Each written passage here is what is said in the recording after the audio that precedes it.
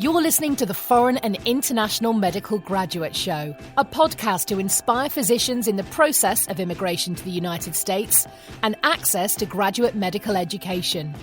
We create meaningful and helpful content that motivates medical students and doctors throughout the world, with the goal of creating a community that supports itself and gives feedback to each other, that stays updated with the most recent tips and advice on how to make it in America and become a successful resident or fellow in the speciality of your dreams. Dr. Alonso Osorio is board certified and residency trained in both emergency and family medicine and will be bringing you 20 years of his personal experiences, struggles, and motivation. We'll be chatting with people like you to talk about the lessons they've learned along their personal path, how to make an impact, and how we can all benefit from it. Also, we'll analyse the current resources available and how to benefit from them. Thanks for joining us. Please enjoy the show. Hi guys, and welcome to the show, episode number 52 with Dr. Alonso Osorio at osoriomd.com. Super excited to keep producing material. We have surpassed the barrier of 19,000 downloads. To be more precise, 19,054 with 51 episodes, and soon to be celebrating on December 29th, our number one anniversary. By then, we'll be producing about 54 podcasts or so, which is pretty much a podcast a week. Now you can more or less predict that about every week, Dr. Osorio, depending on my schedule, will be producing some amazing content and material. A few things about my life. What's going on? So, the new job is going great. Month number 2 has come along. And guess what? Coronavirus, COVID-19 is everywhere. Everywhere. I don't know how long I've been now going without getting infected, but sure, I've been careful about wearing my personal protective equipment and gowns and face masks and stuff. And you know, the cases are just spiking tremendously. We have more than 40, 50 cases, I think, in my current hospital. And some of these patients are remarkably sick. So to my peeps out there, the doctors and non-doctors that might be listening, I highly, highly, highly encourage you to be remarkably careful. Some people ask me, hey, why the younger people don't get sick? I say, we do get sick, and some of us get really sick. But the problem is, as you get older, we walk a very fine path line. It's like a radio. This is how I explain it. It's like a radio, an old-fashioned radio, that you needed to synchronize and tune in the radio station. And they walk a very fine line on that perfect tuning, right? So with their baseline underlying chronic medical conditions, in example, atrial fibrillation, diabetes, hypertension, heart disease, congestive heart failure, chronic kidney disease, morbid obesity, sleep apnea. Just that to begin with. On top of that, with significant polypharmacy, 10, 15 medications each, decide to catch the virus. And guess what happens? Suddenly everything goes crazy and becomes out of control. And these patients are turning very, very sick. That's what leads to the morbidity and mortality of the virus. That's why we are so worried. And obviously, the seniors are getting very affected. So be careful out there as the winter months here in the northern part of the hemisphere of the world is getting colder, and in the south and other parts of the world. Just be careful. People are spending more time inside and getting together, spreading the virus, etc. And especially now after Thanksgiving, God knows what's going to happen. So, having said that, episode number 52, part number 3, I think is number 4 of the experiential series of what it's like to have a life in the United States as a physician. I'm going to talk about credit score. So, this is what is difficult. And I'm going to give you an example. I'm going to use my brother. And he's not a doctor, but, you know, just let's apply this. Imagine that you're coming to this country as a legal, with documents, with a social security number, legal immigrant to the United States. So you come probably early April, late April, ready to get settled, find an apartment, stay with a friend, get your things sorted out to start residency training in July 1st, get your documents in line, go through your small immigration process, and there you go. You receive your Social Security card in the mail. So my brother got that, and he has a permission to work. But the problem is that, like any of us, like it happened to me, the dude had no prior work experience in the United States. He had been working in Europe and in other parts of the world, France, London, etc.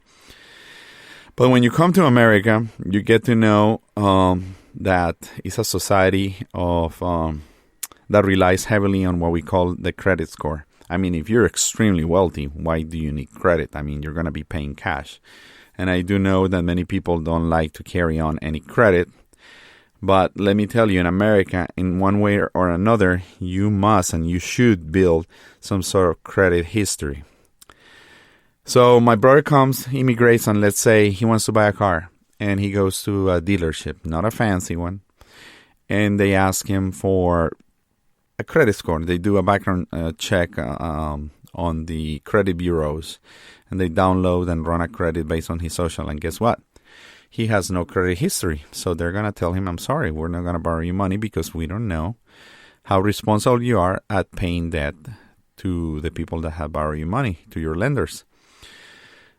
So it takes up to 6 months to some of these credit scores to be reporting, and up to 1 month to one of them. And it takes a while to build credit. How did I do it? How did he do it? In his case, I helped him out. I opened a credit card that I had under my name, but I made him a part of my credit card. He didn't really spend much money at all, but he was part of this credit history and kind of help him getting started. That's one option. The other option is to open a secure line of credit. So you got $1,000 in your pocket. You deposit those $1,000 in a bank account. They give you a secure credit line, and you're borrowing against your money, sometimes with a pretty significant APR or interest rate. And you work that out. You get small balances. You carry a small balance, $50, $100 a month, and you start creating credit history by paying that lender before the deadline every month in a timely fashion without getting overdue. Because the credit reports will be reporting if you don't pay, if you miss a payment, or if you're overdue on your payments, for example. So that's one way. Another option is to have a cosigner sometimes when you borrow money and when you buy a car. In my case, my friend Frank Soto, Dr. Frank Soto, he was a cosigner, and he was really trusting me. And I remember his nervous face and the significant anguish that he had and the worries that he was carrying in the back of his mind when he finally made the decision to borrow me, to be my co-signer. But I did pay my car back, and he was always on top of me, making sure that I was making my payments on time, because otherwise, as a co-signer, his credit was going to be affected. But that got me started. So within 6 months to a year, I started building that credit history, and it really helps. So it helps for everything. Literally wherever you go. If you're going to go and rent an apartment, they're going to ask you for Social Security and your credit history. If you don't, it is very likely that the renters or they will ask you for a significant deposit. And be ready for that. As an immigrant, you have to have a decent amount of cash, I would say $5,000, to make deposits for many things. For example, the gas, electricity with the power company, the water, the running water. So these companies want to make you a huge deposit. So once you have gone a year paying your account on time, they will refund or give you credit on that deposit towards your account. So be ready to deposit for those, as I said, water, gas, and electricity for your apartment rental or your housing rental. And sometimes you make a huge down payment also for your car. And you don't want to go with an expensive car, obviously, but a reliable car, a vehicle that will take you back and forth from your home, ideally closer to the hospital, and Honda, Hyundai, European Asian cars, Toyota, Japanese cars, they're amazing. They're more affordable. You don't need a BMW unless you have a special circumstances and you're a millionaire or you make a pretty good living or you have other ways to make money. But in general, a resident has to live a simple life because you're going to have a salary from 50 to 70,000 people. If you're by yourself, you can stretch it out and kind of have more wiggle room. But if you have a family of 2, 3, or 4, then we're talking that you're not going to live with luxury. So be pretty smart about how you handle the money. Handling money in America is a significant big deal. And be smart. Don't go crazy. I'm going to be honest with you. At the very beginning, it's remarkably easy. You see the US dollars coming through and you start expanding. And I used to moonlight so hard during my first residency program, during years number 2 and 3. And I went moonlighting on my weekends off for 72 hours to Iowa, and I would make some very good money, like $7,000, $8,000 on a weekend. But I also spend like crazy. And remember, you're paying taxes depending on your income bracket here in the United States. They have it by brackets. So if you're, with probably 60, 70, 100,000, you're not in the upper tier, but nowadays I am. You're going to be expecting somewhere between 25 and 44% taxes in the United States, one way or another. Oh, talking about taxes, you better be on time for your tax returns and taking care of your taxes, paying your taxes on time before April comes around. Anyway, that's a whole different new episode. So talking about credit score and getting back to what I said, a credit score for the most part is a 3-digit score. This 3-digit score was established in late 1980s, early 2000s. There have been a couple of credit reporting bureaus or institutions that concentrate on that. And it's a number. The credit score is a number. And it ranges somewhere between 300 and 900, most of them from 250 to 850. But what it means is that the highest you have the number, the better off a lender feels about your credit history and your capacity to pay and being just a good person paying your money back. And they get feedback from different financial institutions and credit companies or credit card companies that give feedback to these credit bureaus to obtain the information, your credit history on the accounts that you have, how much balance you have, and how many years of revolving credit you have had with them. So the credit scores were created, obviously, calculating the information from the credit reports. There is mostly 3 important credit bureaus: Equifax, Experian, and TransUnion. And then they produce a credit report with the information from the lenders, as I said, from the card credit issuers and other financial institutions. And this becomes your credit history and your credit activity. And they created 2 types of scores. There is one called the Vantage score and one that is called the FICO score. And those are 2 different ways or credit scoring models that use consumer credit data to generate credit scores, which is this 3-digit number that just checks your ability to repay your debt. And the first one was created in 1989. The FICO means the Fair Isaac Corporation that introduced the first model in 1999. And then the Vantage score was later introduced in 2006, and that one was created by the 3 bureaus that I mentioned, Equifax, Experian, and TransUnion. So many times you get, depending on your credit card company, in the past, when I came into the U.S., you had to pay for your credit score, or you were allowed to have 1 free credit report per every credit application. But nowadays, if you have a nice credit card, usually they give you a free credit report pretty much on a daily basis. They can tell you if you're going up or down. I think mine is above 800, which is excellent credit score. And it's about having a huge credit limit and low utilization, but good history on your payments. And they pretty much base themselves on, as I said, payment history, which is extremely influential, age, and the type of credit. Not every credit is the same. A mortgage or a car payment is different than a credit card, etc. Also, they want to know the percentage of credit limited use, the total balances and debt, the recent credit behaviors and inquiries. When you submit a credit, when you want credit, they do what is called either a hard or a soft request. The hard ones, they take a dent on your credit score because they actually report this hard credit score on your credit bureau, and if it's good, they lend you the money, but you have one hit. And some of them, they have soft. So whenever you make a call, you want to ask them, hey, are you doing a hard credit check or a soft credit check? Be careful. Sometimes they're not very honest about it, but they should disclose way in advance.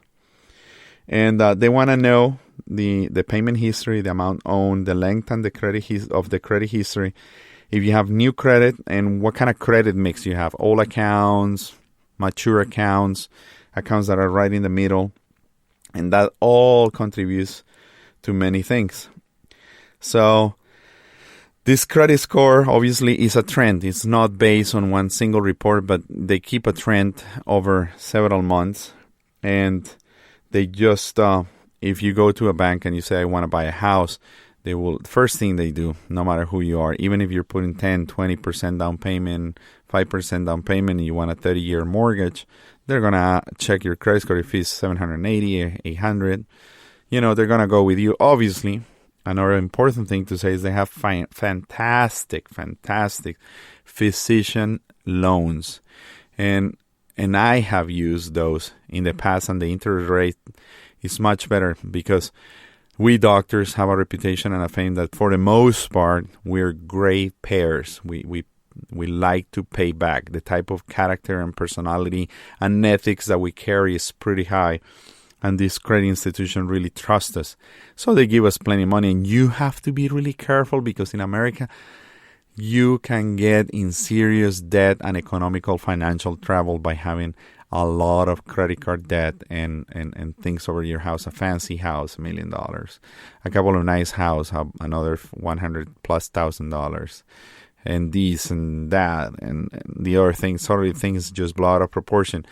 And you'll be working to pay debt, but not working to have fun and enjoy your family. So be really careful. And, there is many mistakes that people have made in the past and have gone bankrupt. So be really careful. Anyway, I just wanted to touch up on that. As I said, watch your credit score. Be careful about how you handle that. Also, be careful about your identity in the United States. It is you want to have that protected. You want to have a good credit card. Be careful where you keep those accounts, the internet sites that you use, the antivirus software that you're using for your computer, etc. Believe me, life in America here is fantastic, but at the same time, you need to be smart about it. My Indian friends, I know that you guys are really smart with the money and you guys work really hard. So congratulations on that. We Hispanics are a little bit flashier. Obviously, that's not a pattern or always a truth. But my biggest advice is be careful, live humble, live a humble life. At the very beginning, when you finish your first residency program, or your fellowship, just take it easy for 2, 3, 4, 5 years. Put money aside because that money is just going to grow stronger and be stronger. And every dollar you put aside is just going to be more dollars in your future. So, well, having said that, I wanted to keep it short. I'm not a credit advisor myself, but it's something that I have experienced in the past. And I know that many of you will be soon exposed to this credit situation. Many of you don't know how it works. So I hope that you gather a little grasp on what that is like. Call to action. We are bringing back Mr. Julio Rodriguez Bernier, and he is the English coach, and we had lots of success, lots of downloads, and lots of inquiries. And people have been approaching him about initiating the English classes for doctors, the conversational classes for doctors. So, here's what we're doing. The Foreign and International Medical Graduate Podcast, Dr. Alonso Osorio, is partnering up with the English coach to launch a course for a select group of 100 individuals willing to participate on the English improving skills. It's going to be remarkably affordable, and it's going to be very limited space. So be in the lookout for the specifics and the details coming in the future regarding this fantastic opportunity that the English coach will come and explain us how it's going to work out. Well, having said that, God bless you all. And I hope you have a fantastic, fantastic Christmas season. Get ready. I hope that the Thanksgiving weekend was a good one for you all. And I hope to hear you soon. Keep downloading and keep sharing, because sharing is caring. God bless you, and goodbye for now.